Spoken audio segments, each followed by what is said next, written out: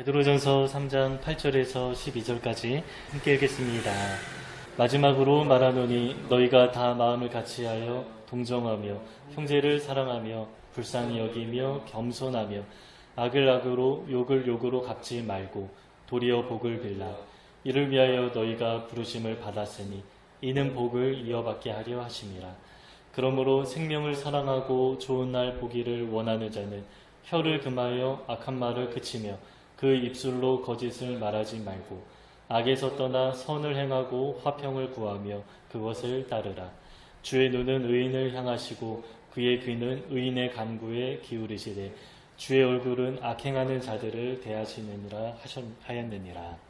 네, 오늘 본문은 마지막으로 말한다라고 하면서 시작합니다. 원래는 서신서 마지막에 이러한 단어를 사용하는데 이제 베드로전서 중반 정도밖에 오지 않았습니다. 그래서 이게 어떤 의미일까 좀 자료를 찾아보았는데요. 베드로전서는 인사말을 제외하고 크게 두 가지 권면으로 구분된다라고 합니다. 오늘 보면 3장 12절까지는 나그네로서 성도의 삶 혹은 이제 사람들과 관계를 어떻게 맺는가 이러한 내용이었고요. 이후로는 조금 내용이 전환됩니다. 그리스도인으로서 받게 되는 필연적인 고난에 관한 이야기로 전환되는 것입니다. 이렇게 큰 문맥 안에서 이 첫 번째 권면이 마무리되는 내용이기 때문에 마지막으로 이러한 단어로 시작하는 것입니다. 그러면 지금까지 어떤 내용이었습니까? 인전 문맥에서는 관계에 관한 이야기가 많았죠. 나그네로서 살아가는데 어떤 관계를 맺어야 하는가, 이것이 주된 내용이었습니다. 상전과의 관계에서 억울한 일을 당할 때 어떻게 해야 하는가, 제가 내적 치유와 관련하여서 말씀을 나눴고요. 그리고 지난주에는 부부 관계에서 믿지 않는 남편과의 관계, 또 믿는 아내와의 관계에 관한 내용을 나눴습니다. 그리고 오늘 본문은 제가 볼 때 관계와 관련된 이야기를 종합하면서 조금 넓게 마무리를 하는 것 같습니다. 왜 넓은 이야기입니까? 대상을 특정하지 않기 때문입니다. 그래서 본문의 내용을 통하여서 좀 미루어 짐작할 수밖에 없습니다. 근데 우선 8절을 좀 보시면 조금 명확하게 말씀합니다. 이 너희라고 시작하기 때문에 수진자 성도들을 말합니다. 그리고 너희가 다 같이라고 합니다. 그래서 이제 교회 공동체를 말씀하는 것이죠. 더욱이 형제라고 했기 때문에 믿는 공동체라는 사실이 분명합니다. 그런데 바로 이어지는 9절 이하의 내용은 조금 다른데요. 이 9절 이하에서는 세상과의 관계를 조금 넓게 말씀하는 것 같습니다. 특별히 10절부터 12절까지는 시편 34편을 그대로 인용했는데요. 제가 이제 시편 말씀을 보니까 여기서는 의인과 악인을 구별합니다. 믿는 사람과 믿지 않는 사람을 구별해서 의인이 악한 세상에서 악한 사람들과 관계 맺으며 어떻게 살아가야 하는가 이 말씀하는 내용이었습니다. 그래서 오늘 본문은 믿는 성도와의 관계, 또 믿지 않는 세상과의 관계, 이렇게 두 가지 내용입니다. 그러니까 모든 관계를 말씀하는 것이죠. 이제 오늘 제목인데요. 교회에서 세상에서, 교회에서 세상에서 어떻게 관계 맺으며 살아가야 하는가 조금 종합적으로 조금 넓게 말씀하는 것입니다. 먼저는 성도와의 관계에 대해서 짧게 말씀하는데요. 이 짧은 한 구절에 아주 귀한 단어들이 집약되어 있습니다. 우리가 하나씩 좀 살펴보겠습니다. 가장 먼저는 마음을 같이 하라 라고 하시죠. 여러분, 마음을 같이 하려면 어떻게 해야 합니까? 세상에서는 이렇게 말합니다. 한 사람이 포기하고 상대방에게 양보하면 된다. 그러나 교회에서는 이러한 방식으로 하나 되는 것이 아닙니다. 양보할 것이 있고요. 양보하면 안 되는 것이 있습니다. 무조건 다 양보하는 것이 미덕이 아닙니다. 우리에게는 포기할 수 없는 아주 명확한 기준이 있죠. 말씀이라는 기준을 따라 살아가는 사람들입니다. 그래서 우리가 마음을 같이하여 하나가 되어야 하는데 어떻게 하나가 됩니까? 말씀을 중심으로 하나 되는 것이죠. 지난주에도 남편이 지식을 따라 아내를 대하라고 했는데 자기 말이나 자기 생각을 주장하지 말고 하나님의 말씀을 주장하고 앞세우면서 가정을 세우라고 했습니다. 교회 공동체도 마찬가지입니다. 어떤 목사님의 생각을 강하게 주장하거나 또 헌금 많이 내는 장로님들의 의견이 중심에 있어서도 안 되고요. 또 개척 멤버의 말이 중요해지는 것이 아니라 교회는 오직 하나님의 말씀만이 중심에 서야 합니다.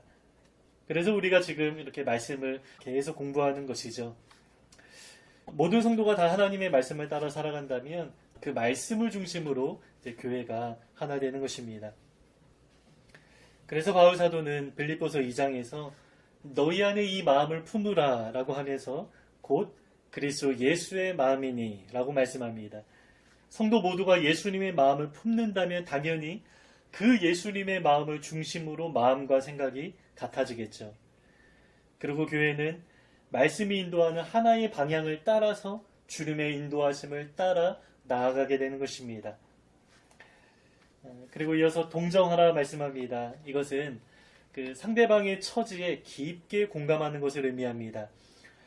제가 방금 마음을 같이 하라라고 할 때 어떤 사람을 중심으로 모이는 것이 아니라 예수님을 중심으로 말씀을 중심으로 같은 마음을 갖는 것 이렇게 설명했습니다. 그런데 동정이라는 것은 조금 다른 측면인데요. 동정은 상대방이 중심이 되는 것입니다. 입장을 바꿔놓고 그 입장에 서서 공감하는 것이죠. 어느 부족에서는 화해할 때 그 상대방의 신을 바꿔서 신어보는 그러한 문화가 있다라고 하는데요. 그렇게 하면 실제로 그 입장에 서보는 그런 느낌이 들 것만 같습니다.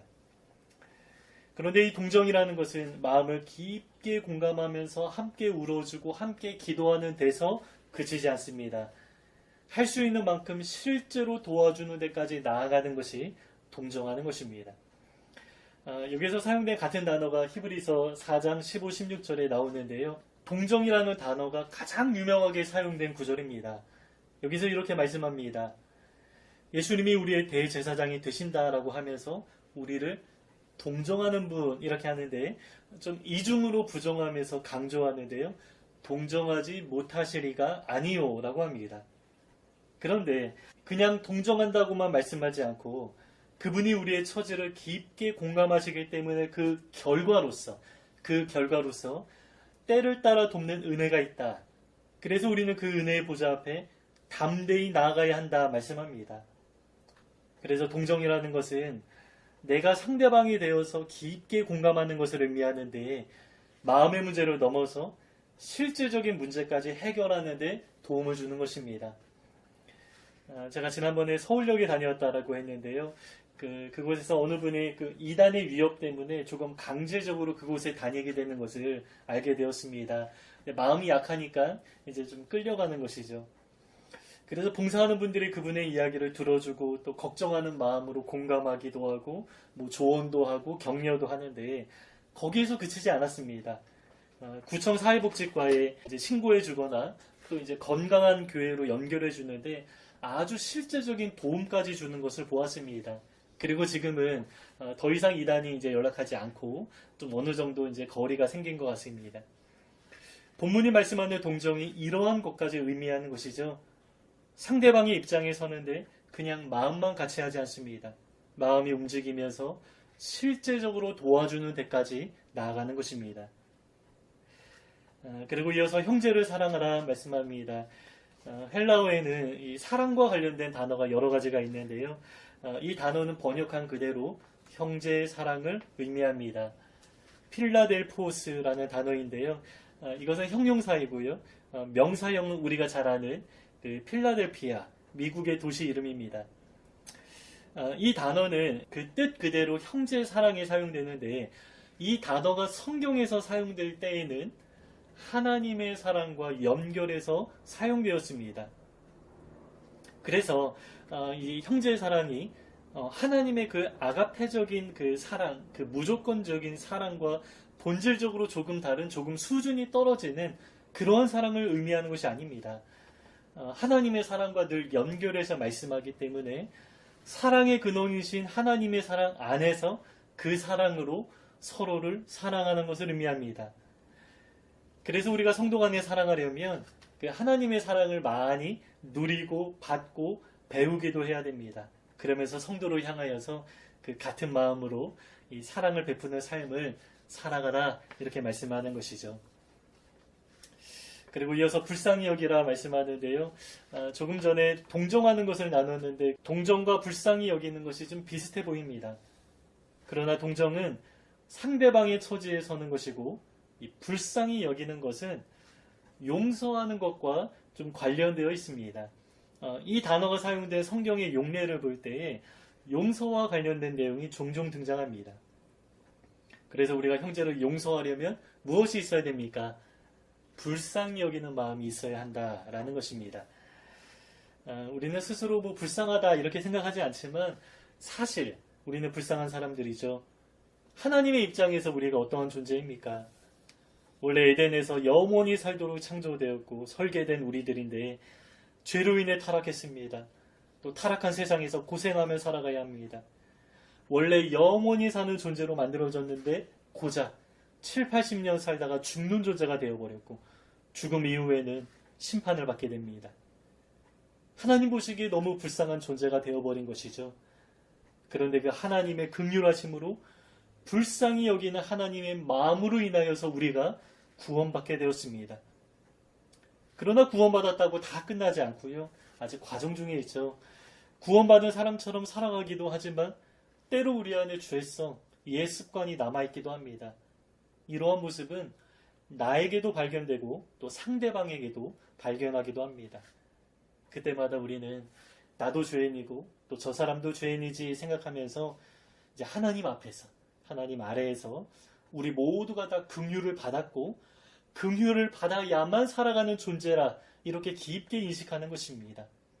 이 상대방의 모습을 보면서 나도 거울 삼아 보는 것이죠. 또 나도 상대방도 하나님의 관점에서 보면서 이제 긍휼의 마음으로 불쌍히 여기는 마음을 가지고 관계를 맺어야 한다. 이러한 의미인 것입니다. 이제 마지막으로 겸손하라 말씀하는데요. 우리 지난주에도 나눴습니다. 믿지 않는 남편을 둔 아내에게 순종하라 라고 하는데 그 순종이라는 의미는 겸손히 세워주라 라는 의미였습니다. 그런데 오늘 본문은 아주 직접적으로 겸손이라는 단어를 명시하면서 말씀합니다. 이것은 그리스도인의 최고 덕목이라고 했습니다. 물론 성경에서 그렇게 말씀한 부분은 없지만 이제 어거스틴이 가장 강조한 덕목이 바로 겸손이었습니다. 첫째도 겸손이요, 둘째도 셋째도 겸손이다 이렇게 말했습니다. 또 성경에서는 예수님이 스스로 이 자신의 성품을 두 가지로 요약해서 말씀하시는데 나는 온유하고 겸손하다. 내게 배우라. 그러면 너희가 쉼을 얻는다 말씀하시죠. 그러면 여러분 그 겸손이 무엇입니까? 겸손은 나보다 남을 더 높이는 것입니다. 다른 말로 내가 낮아져야 한다라는 것이죠. 물론 우리는 하나님 앞에서 겸손해야 하는데 성도 간에 서로를 대할 때에도 겸손하라고 합니다. 그러니까 교회 안에서 내가 어떤 사람입니까? 교회 공동체 안에서 나는 가장 낮은 사람이다 생각하면서 관계를 맺으라는 것입니다. 이렇게 말하면 실제적으로 몇 가지 문제에 부딪히게 됩니다. 리더십이 성도들 앞에서 어떻게 겸손할 수 있습니까? 각자 하나님이 주신 재능이 있습니다. 그러나 나의 것은 조금 숨기고 상대방의 것을 인정해주면서 상대방의 장점을 크게 부각시키면서 세워줄 수 있습니다. 또 아직 재능이 드러나지 않았어도 가능성을 바라보면서 세워줄 수도 있습니다. 특별히 나이가 어린 아이들 앞에서 이러한 태도가 적용되어야 합니다. 아이들 앞에서 어른들이 겸손해야 한다는 것이 조금 어색하고 좀 잘 어울리지 않는 것 같습니다. 하지만 겸손이라는 것은 아이들이나 어른들이나 모든 사람들 앞에서 적용되어야 합니다. 어른들은 많은 것을 배우고 경험한 결과 가르치고 훈계만 하는 것이 아니라 그 목적이 무엇입니까? 아이들을 세워주는 것이죠. 나는 낮아지면서 아이들을 세워주는 것입니다. 저는 이 설교를 준비하면서 이제 한 가지 이미지가 좀 떠올랐는데 마치 인간 탑쌓기와 같다 이런 생각을 하게 되었습니다. 가장 크고 가장 힘이 센 사람이 위에 있는 것이 아니죠. 가장 크고 가장 힘이 센 사람이 가장 아래에 받치고 있고 그 위에 조금 약한 사람이 올라가고 가장 마지막에는 가장 작고 가벼운 사람이 섭니다. 그래서 어른들은 교회 안에서 많은 무게감과 책임을 지는데 그 목적이 무엇입니까? 다른 사람을 세우는 것입니다. 특별히 다음 세대를 세워주는 것입니다. 그래서 아이들로 하여금 가장 높은 곳에 서서 더 멀리 많은 것을 볼 수 있게 만드는 것, 이것이 바로 어른들의 역할이고 이러한 태도가 겸손한 태도다라는 것입니다. 이렇게 8절 한 절 안에 굉장히 귀한 단어가 집약적으로 많이 들어가 있어서 우리가 좀 여러 가지 이야기를 나누었는데요. 이 모든 내용은 무엇입니까? 교회 안에서 관계 맺는 내용입니다. 그런데 이제 9절부터 좀 다른 관계로 전환되는데요. 세상과의 관계로 전환됩니다. 물론 이 9절 이하에서는 그 대상을 특정하지 않기 때문에 성도 간의 관계가 될 수도 있겠다 생각할 수 있는데 우리가 그 내용을 보면 그렇지 않습니다. 베드로전서가 쓰인 시대적인 상황이 고난과 핍박이 상당히 많이 있었는데 세상으로부터 악한 일을 당하고 성도가 부당하게 욕을 먹는 상황이었습니다. 그래서 9절 이하의 내용은 세상과의 관계로 이해하는 것이 적절합니다. 그러면 세상과의 관계에서 나를 악하게 대우하고 욕하는 사람들을 향하여서 어떻게 살아가야 합니까? 굉장히 고차원적인 욕으로 우리에게 주십니다. 완전히 반대의 태도를 가지라 말씀합니다. 그것이 바로 도리어 복을 빌라라는 것입니다. 나도 똑같이 대하고 싶고 똑같이 욕하고 싶은 마음이 본능적으로 일어나는데 그렇게 하지 말라. 아주 엄격하게 말씀하죠. 반대로 도리어 복을 빌라 말씀합니다. 여러분 복음에는 상당한 역설이 담겨 있는데요. 이 성도의 행실에도 이러한 역설이 잘 드러나야 합니다. 이 복음으로 인한 삶이 우리 안에 드러나야 하는데 세상을 향하여서 조금 역설적인 태도가 잘 드러나야 한다는 것입니다. 그런데 그 명확한 이유가 있는데요. 이렇게 말씀합니다. 부르심을 받았기 때문이다. 그러면 우리 성도의 부르심이 무엇이길래 우리가 복을 빌어야겠습니까? 베드로전서 2장 9절에 잘 나와 있죠. 여기서 우리 성도를 이렇게 부르셨다라고 하면서 네 가지를 말씀합니다. 택한 족속, 왕같은 제사장, 거룩한 나라, 그의 소유된 백성이다 라고 말씀하시죠. 이 중에서 저는 그 왕같은 제사장, 이 제사장의 직무에 조금 이제 주목하게 되었습니다. 여러분 제사장이 감당하는 아주 중요한 역할이 무엇입니까? 두 가지인데요. 예배하는 것이고 백성을 축복하는 것입니다.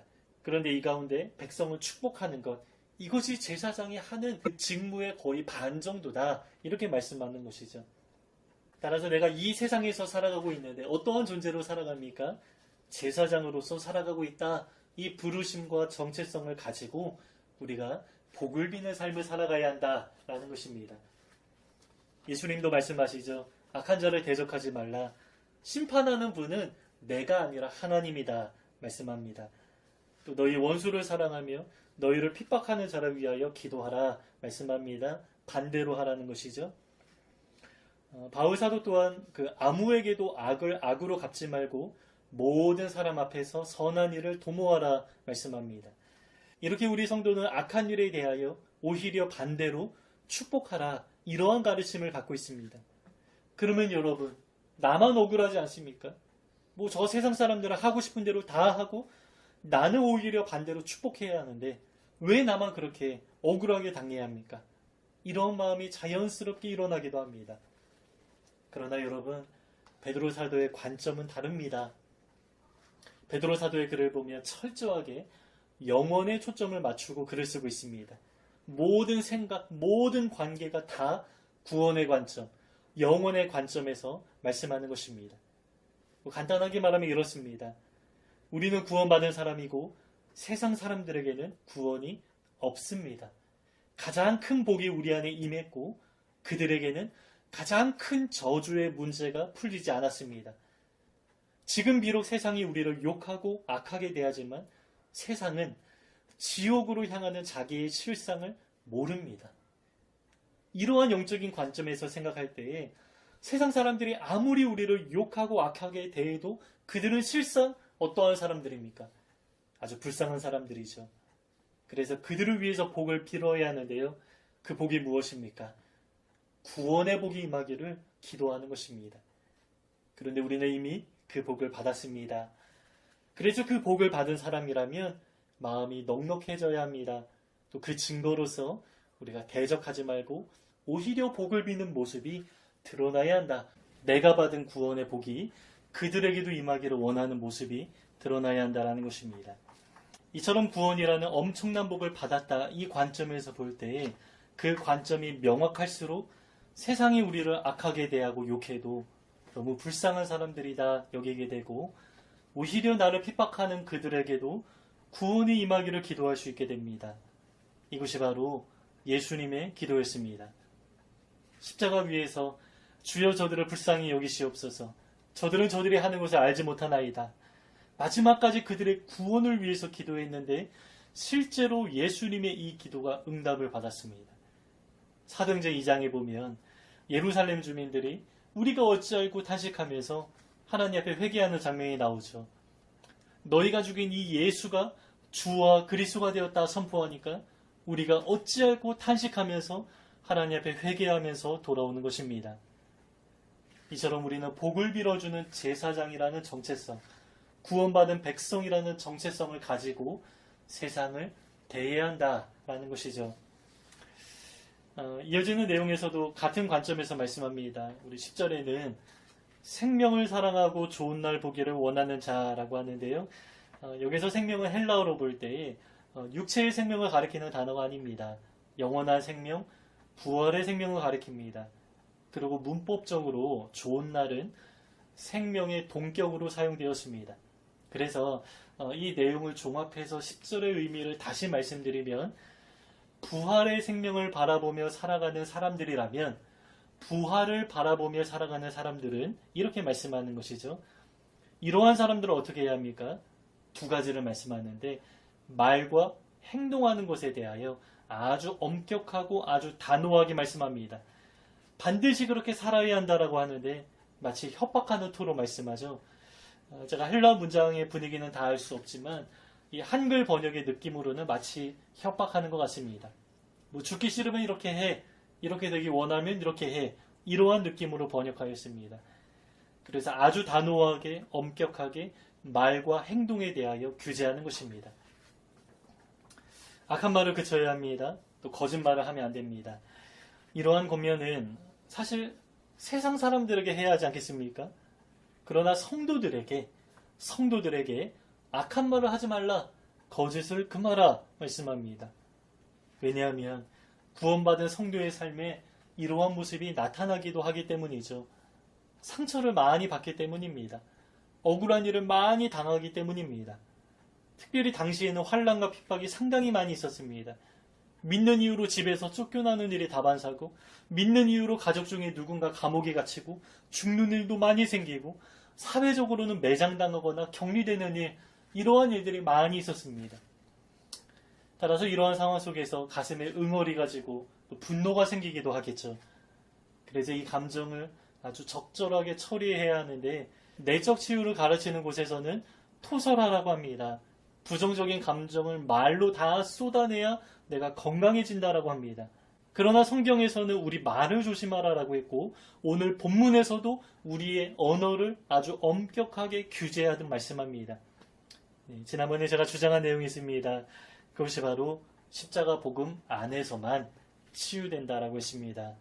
그래서 복음 안에 거하는 방식으로 나의 자아가 죽어지고 함몰되고 내 자아 안에 있는 상처까지도 자연스럽게 사라지는 방식으로 풀어내는 것이죠.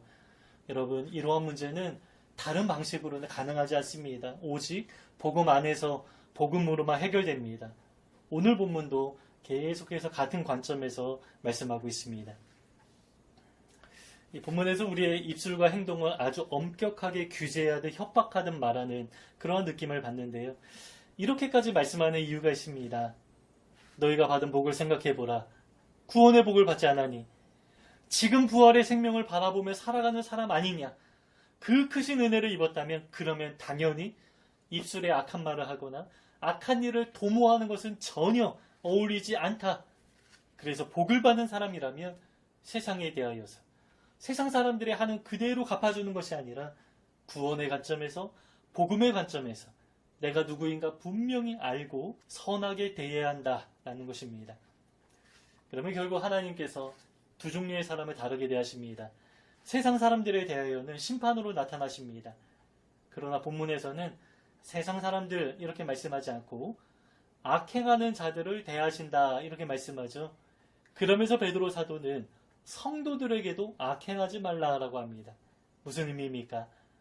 성도를 포함한 악행하는 모든 자들에게 하나님이 심판하는 분으로 나타난다라는 것입니다. 여러분, 하나님은 공의로우신 분이고요. 반드시 공의에 따라 일하십니다. 그러나 의인에게 선을 행하는 자들에게 어떻게 하십니까? 그의 간구에 귀를 기울이신다 말씀합니다. 여러분, 하나님은 이처럼 각자 다르게 대하십니다. 우리 말과 행동에 따라서 하나님의 모습이 다르게 나타나게 될 것입니다. 아주 상당히 심각하게 경고하면서 마무리하는 것이죠. 세상에서 힘들게 살아가는 성도들에게 위로하기보다 경고하면서 조심하라 라고 하는데, 그만큼 큰 복을 받았기 때문에 하나님이 우리에게 주신 특권과 선물, 은혜가 그만큼 많이 있기 때문에 이러한 경고가 가능한 것입니다. 오늘은 교회에서 세상에서 이 모든 관계를 포괄해서 조금 넓은 이야기를 나누었습니다. 하나로 요약할 수 있는 내용은 아니고요. 우리가 좀 여러 가지 이야기를 좀 나누었는데요. 우리 삶에 잘 적용되면 좋겠습니다. 우리 다시 한번 본문을 읽으면서 묵상하면서 오늘 말씀 마치겠습니다. 마지막으로 말하노니 너희가 다 마음을 같이하여 동정하며 형제를 사랑하며 불쌍히 여기며 겸손하며 악을 악으로 욕을 욕으로 갚지 말고 도리어 복을 빌라. 이를 위하여 너희가 부르심을 받았으니 이는 복을 이어받게 하려 하심이라. 그러므로 생명을 사랑하고 좋은 날 보기를 원하는 자는 혀를 금하여 악한 말을 그치며 그 입술로 거짓을 말하지 말고 악에서 떠나 선을 행하고 화평을 구하며 그것을 따르라. 주의 눈은 의인을 향하시고 그의 귀는 의인의 간구에 기울이시되 주의 얼굴은 악행하는 자들을 대하시느니라 하였느니라.